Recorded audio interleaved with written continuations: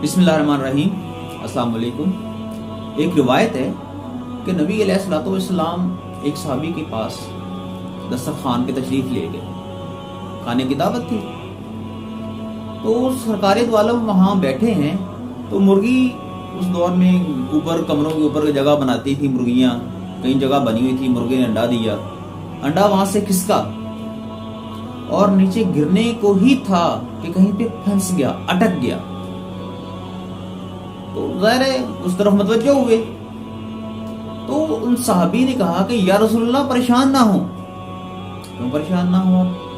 کہتے ہیں کہ یا رسول اللہ میرا آج تک کبھی نقصان ہی نہیں ہوا. حضور علیہ الصلوۃ والسلام اٹھ کھڑے ہوئے, دسترخوان کو چھوڑ دیا اور فرمایا کہ مومن اگر مومن پر 40 دن تک کوئی مشکل نہیں آتی تو اس کا مطلب ہے کہ اللہ پاک نے اس مومن کو اس کے حال پہ چھوڑ دی ہے.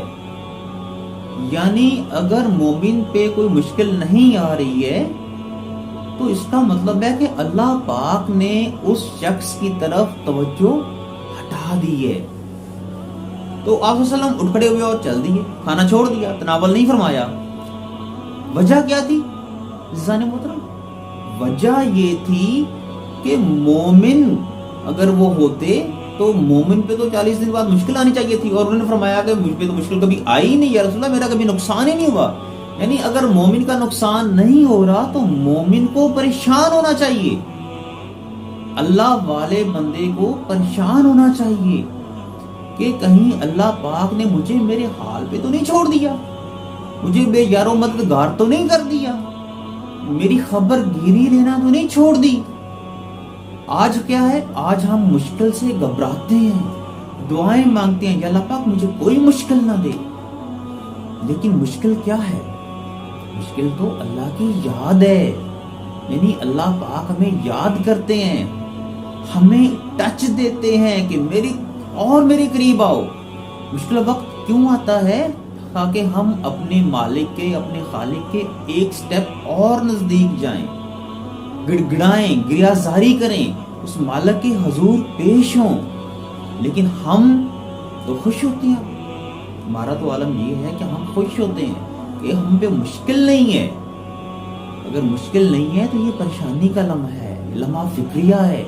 ہمیں اس کو بڑی گہرائی کے ساتھ دیکھنا چاہیے کہ اگر مشکل نہیں آ رہی تو کیا وجہ ہے, مجھ سے ایسا کیا ہو گیا ہے.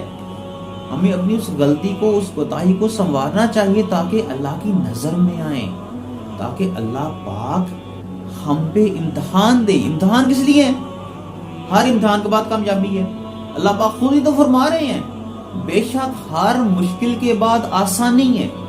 اگر ہر مشکل کے بعد آسانی ہے, اور ہم یہ بھی جانتے ہیں کہ اللہ پاک کبھی بھی اپنا وعدہ ادھورا نہیں چھوڑتے, ہمیشہ پورا ہوتا ہے. جب اللہ پاک خود فرما رہے ہیں کہ ہر مشکل کے بعد آسانی ہے, اور جب آسانی ہے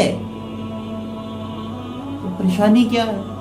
یعنی مشکل کے بعد جب آسانی آئے گی تو ہم پہلے سٹیپ سے اوپر ہوں گے, پہلے سے زیادہ آسانیاں ہمارے پاس ہوں گی, پہلے سے زیادہ ہم فیسیلیٹیٹ ہوں گے, پہلے سے زیادہ ہمارا مقام ہوگا.